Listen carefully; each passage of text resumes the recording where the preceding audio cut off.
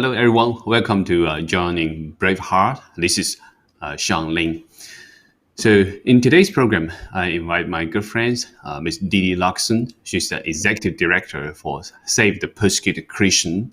This is a large nonprofit organization dedicated to help Christians worldwide.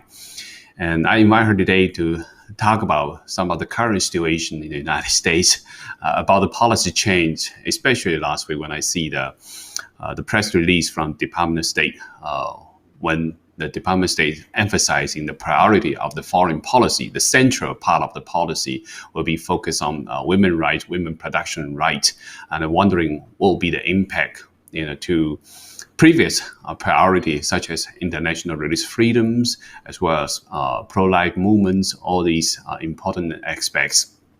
So Didi, thank you very much for joining me. Thank you, Sean. Good to be here.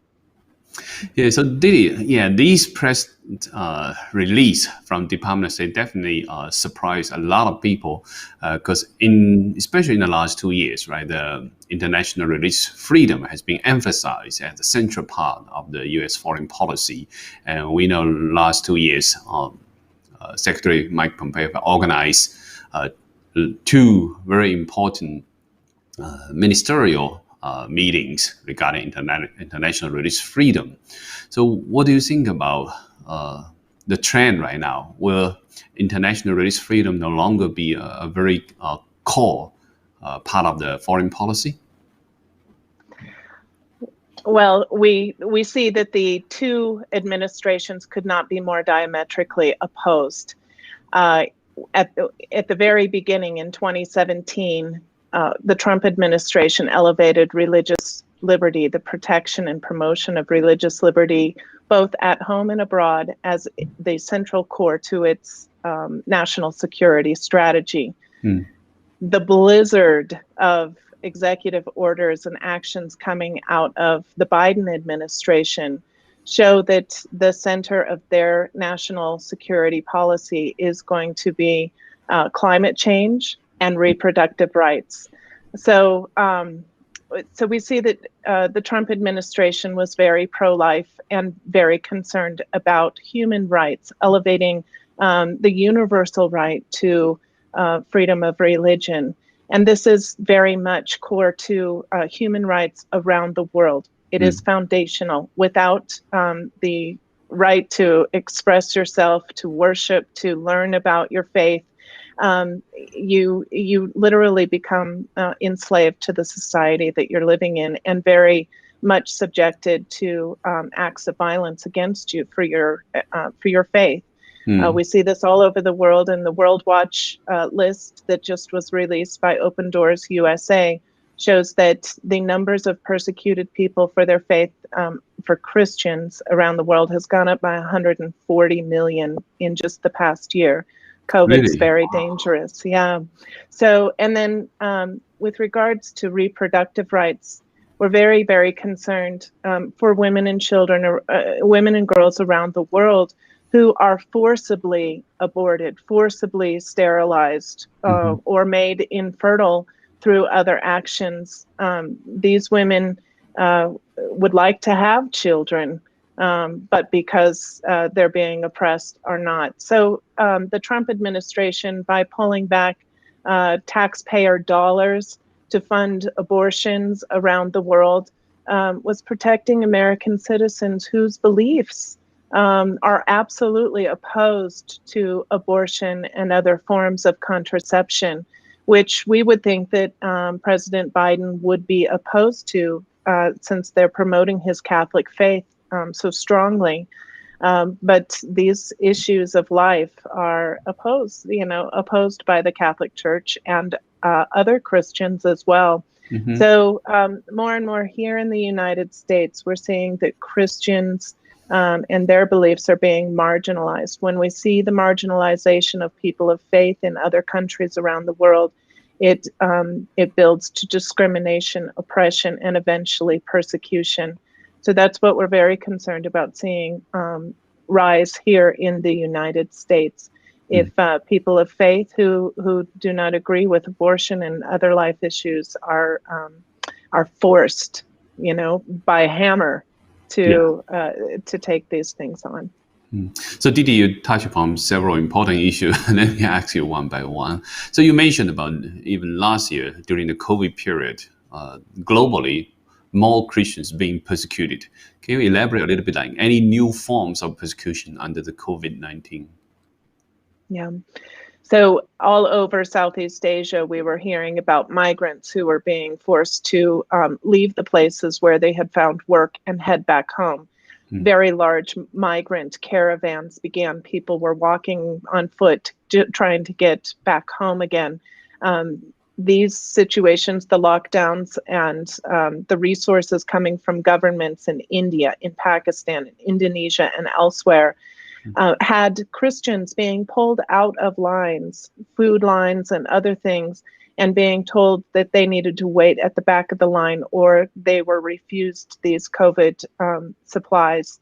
And so you saw a serious increase in the persecution of Christians and other minorities as well, that whoever was manning the post to distribute the COVID supplies, oftentimes they were a predominant religion, and they were denying those relief supplies to people of minority religions, and most especially Christians.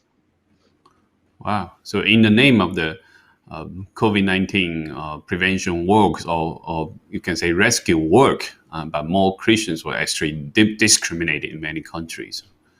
Yes, we saw large groups of people starving, literally starving, and an increase in suicides as families who were not able to access these resources. With heartbreak, we saw that families, fathers would kill their entire families and themselves to keep them from starving. So under the COVID restriction, even for those Christians now being suppressed again in these countries, do they have the freedom to actually flee to other countries, or because of the COVID-19 restriction, they were even harder to leave the countries? Yeah, well, for so many Christians and other religious minorities in many of these affected countries, they were poor to begin with.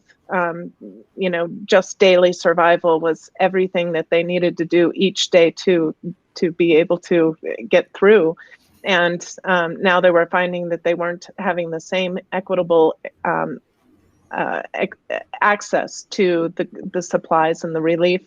And they were also heavily persecuted in terms of trying to come together as community to worship or to pray. So yeah, it's a very dire situation for many religious minorities around the world, and so this would be a point in time in which the Biden administration should be standing with the Trump administration and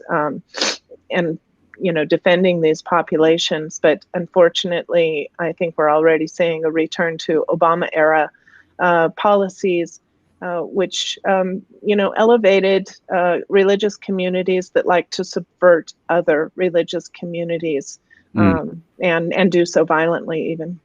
So. Wow. And so in the United States, also many of the religious community leaders have been complaining that the different state, they allow maybe even casinos to open, but still want to keep the churches closed. And so do you think this is also another kind of suppression to the Christian communities? Yes, over the last year here in the United States with the COVID lockdowns, we saw a lot of unfair policies being placed on churches and church communities, calling these places super spreaders, and yet Costco's and Walmart's and casinos, liquor stores, even pot stores and abortion mills were open when churches were not allowed to be open. In Kentucky, at Easter time last year, a church wanted to do a drive-through egg, the Easter egg handout. And they were not allowed to do so, but across the street at the liquor store, at the Starbucks, they were allowed to hand out eggs for Easter, but the church was not. So this is just one small example of how church communities were not given the equal treatment under the law. And so after another example is after the Capitol Hill riot, what happened, in which we all find absolutely despicable. Those people who were in Washington, D.C. to protest peacefully, even they are finding themselves being ridiculed because of their Christian faith. And writers like David French with the National Review and the Dispatch, he called this the Christian insurrection. Really? And others like AOC and other leaders are calling for the re-education of Christians in America. These are all very, very concerning developments and a red flag for increased marginalization, discrimination against American Christians, and then eventually persecution. And that's what we're being readied for here in the United States. It's very concerning as Christians in the United States continue to stand for their faith and opposed to things like non-traditional marriage, abortion, gender issues, and such. Under this administration, the environment in which we are working, it does not bode well for Christians and our beliefs and our ability to continue to participate in the public square, in employment, in education, and other things fairly. We would hope that the administration would have our back, but the times are very troubling. Yeah. And so for the religious communities, is there any countermeasures in terms of these smearing campaign, this new wave of smearing campaign, any legal ways you can defend the religious communities? Well, thankfully, there are a number of different lawyer groups who defend conservative causes, like Kelly Shackelford with Liberty First and others. And I know that Pastor Brian Gibson with Peaceably Gather has activated over 5,000 pastors across the United States to stand for issues of liberty, and especially to Kelly Shackelford to defend churches and pastors in these cases of unequitable treatment under the law. Well, yeah, I did talk to Pastor Brian Gibson actually last year now. He's just quite inspiring. And so I definitely hope more church leaders can unite it, right? Take more legal actions to protect the community. Because this is really dangerous trend. I didn't know there was such a strong smearing campaign directly labeled, this is like Christian insurrection. This is really, wow, very surprising. Yes, and it continues. That was a tweet from David French right after the incursion at the Capitol. And even this weekend in National Review, he continued to press that, press about Christians involved. There was a large Christian population in the United States that supported President Trump because of his pro-life and pro-Israel stance. And all of that is very understandable. But to actually label what happened at the Capitol as a Christian insurrection is to demean all the good people who were present to support the president and to counter election fraud in the 2020 elections. We all have the right to believe what we believe and to speak about it, and so just especially when we're talking about re-educating American Christians, deprogramming actually American Christians, then you start to wonder, especially with the designation of the Uyghur genocide just before the end of the Trump administration, and what is happening in Xinjiang province, formerly East Turkestan, is, the government, the Chinese government says that it is trying to deprogram insurrectionists, and it largely has to do with the faith that they hold. So what are we going to start seeing what's happening in Xinjiang here in the United States? If the rhetoric from the Democratic Party and their pundits continues, we literally are open to that as an option here in the United States, and I can't believe it. We should never consider something such as this. And so, A, we need to defend against the Uyghur genocide, and B, we need to stop it from happening here in America to a large portion of American society. Yeah, as an immigrant from China, this is even more shocking to me because I always thought the United States is founded based on the Christians' civilization, right, of the belief as well. And I was surprised that someone even dared to label this as a Christian insurrection. I mean, this is copy from CCP's textbook, right? They can call anybody an insurrectionist, and then they can use People Liberation Army to suppress it. And now in the US, somebody's kind of trying to use the same strategy. Really, wow, this is really shocking. It's as if we've given up on the American experience and are embracing full stop communism here in the United States and the mechanisms that they use to control their populations. So this is a very dangerous trend that we're seeing here in the United States. Mm-hmm. If the Biden administration truly is about unity, then I may counsel to take a step back and govern for all of America, not just some. Mm. And also, you mentioned about these forced sterilizations, forced abortions, right? It happens in China for decades. And right now, if the United States continue to support some of the organizations like United Nations Population Fund, is further pushing this agenda globally. And so this is also a huge concern, right? Because then globally, more innocent infants will die because of this new agenda. So why do you think they was so hasty in pushing this policy? Because some people expect, under the new administration, maybe it will turn into socialism, but people was kind of expecting maybe gradually, step by step. But now, even just 2 weeks, people feel this is really a great leap forward movement, a super speed turn. Do you have the same feeling? And what do you think? What might be the reason they were so hasty to push out these kind of far left agendas? Well, we've seen for a very long time that the UN is pushing far left agendas, and through the UN Population Fund looks to control worldwide populations, and to do this through the abhorrent policy of abortion and forced sterilization.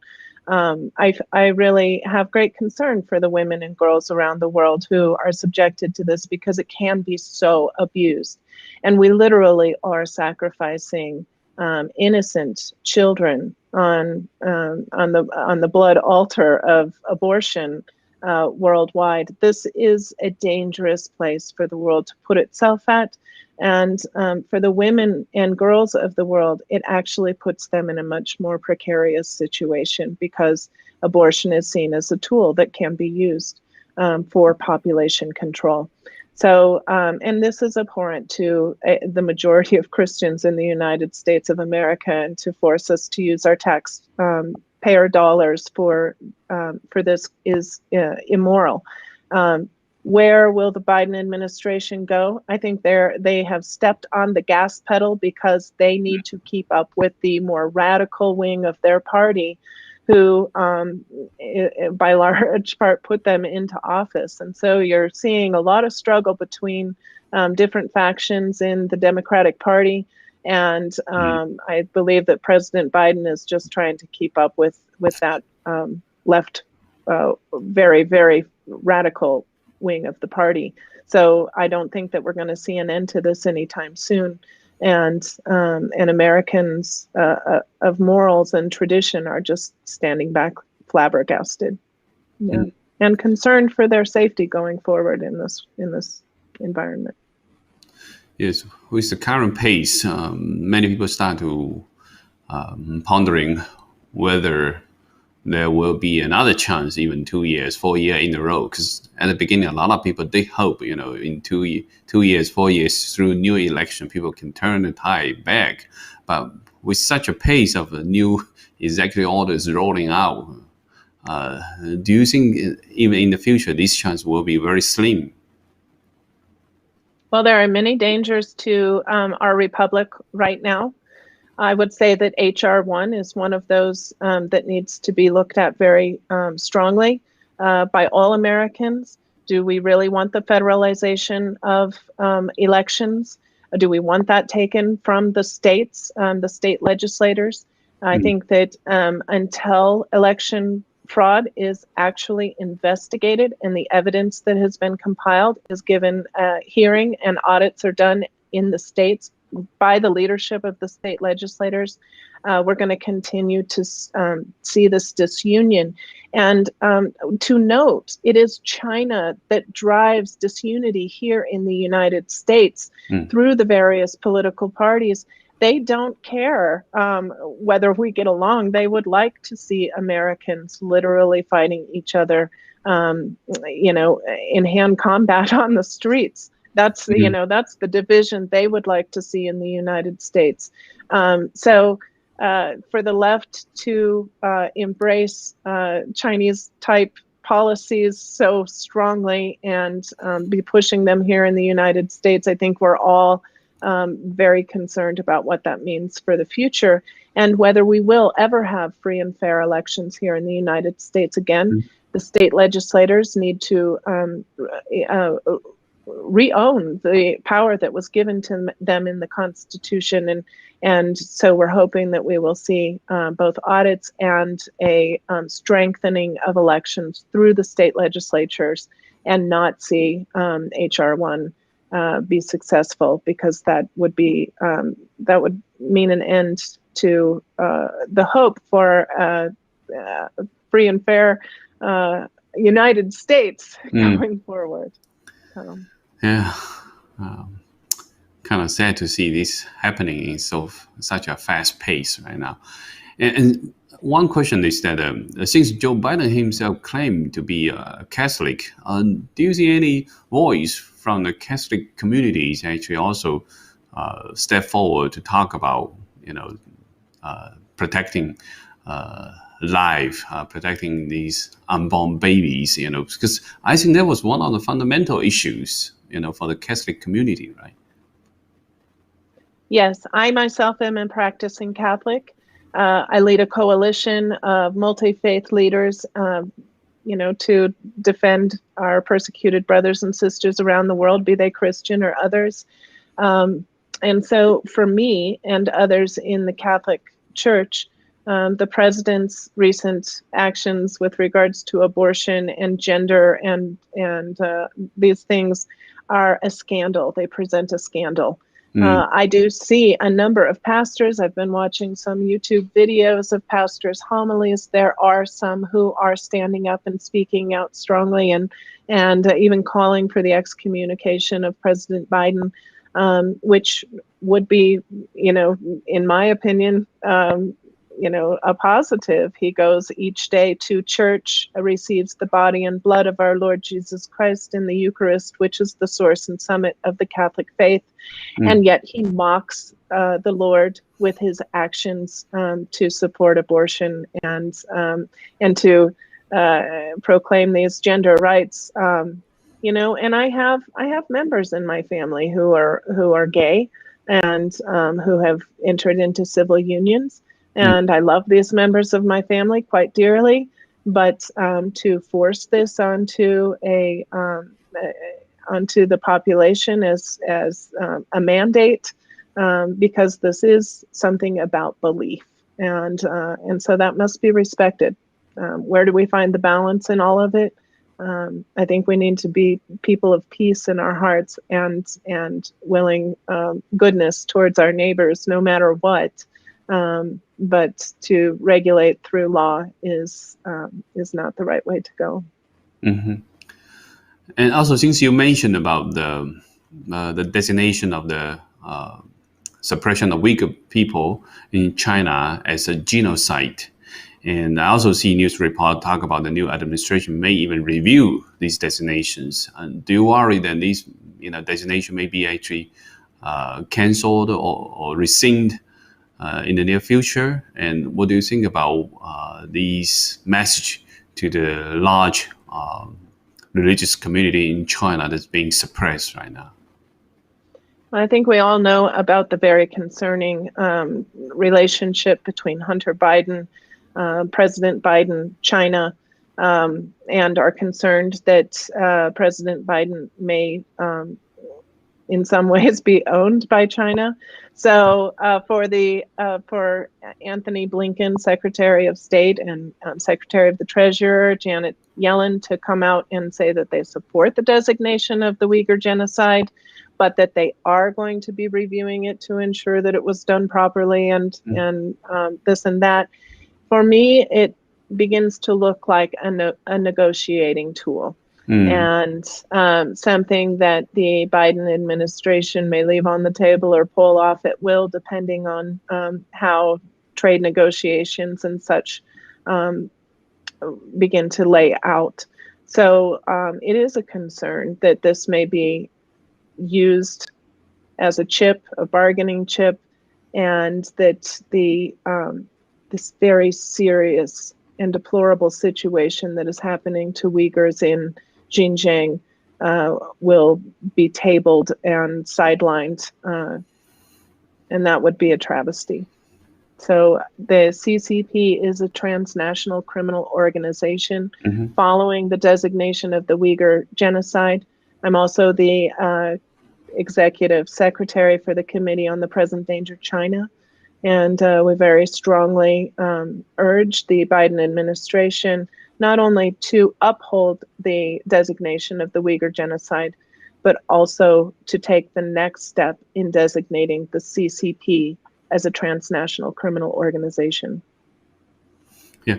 So Didi, can you give a little bit more update on the current efforts for the Committee of Present Danger China in terms of this designation of CCP as a transnational criminal organizations? Sure. So the transnational criminal organization designation is an option available to the president through an EO several years back. A number of organizations, criminal organizations and terrorist groups have been named transnational criminal organizations. The CCP, through the opioid crisis here in the United States, various other things like the criminal genocide, organ harvesting that is happening, especially to the Falun Gong and other members of religious groups in China, and so many other things. Really, it calls on people of good faith in the world, goodwill, to recognize China for what it is. The Communist Party of China is out of line all over the world, and through the Belt and Road Initiative, taking very vulnerable countries and states and enslaving them through debt is deplorable as well. And so this would be a way to keep the oligarchs and the corporations and Wall Street from engaging with China and continuing to fund the PLA through these various economic mechanisms that they are currently using to their profit and to their ability to expand worldwide. And after the new administration, we see the Chinese Communist regime has stepped up their measures in many parts of the world to stir up more conflicts, like more warplane incursions in Taiwan, and also stand up with India at the China-India border as well. So many people think this is a testing for the new administration. Do you think the Biden administration actually passed the test? Do you think? Well, all of this is going to put President Biden in a very awkward situation. The South China Sea, Taiwan, what's happening with the Uyghurs. continued suppression of Tibetans and Southern Mongolians, and especially what is happening to the people of Hong Kong. How many crimes will it take before the CCP is recognized on the world stage for what it is, a bully and a criminal and a thief and a dictator? We really need the Biden administration to stand strong, but unfortunately, many of us believe that he has been unduly corrupted. Yeah. So, yeah, I think the challenges ahead is very daunting for the whole world, and the CCP has been definitely more aggressive, and they has given military powers even for the coast guards, for the Chinese and other armed forces, you can say. And of course, they've been pushing, they call it the global unities, and with Xi Jinping's speech to many of the Western country leaders, he's keeping further promoting his agendas. So definitely, I think the threat of the Chinese Communist Party will be underappreciated by many of the government right now with current political climate. So, yeah, this is time and again with the CCP, we see the world give China a pass. Yeah, we see that with climate. They are one of the world's worst polluters in the sea, on land, everywhere, and the world never takes them to task for that. Yeah. We see them abusing human rights of their own citizens and others around the world on a regular basis, and yet they're never taken to task. And they've even been seated, given a very prominent seat in the UN on the Human Rights Council, to even determine who will be the special rapporteurs who report on human rights abuses, whether it be in China or elsewhere.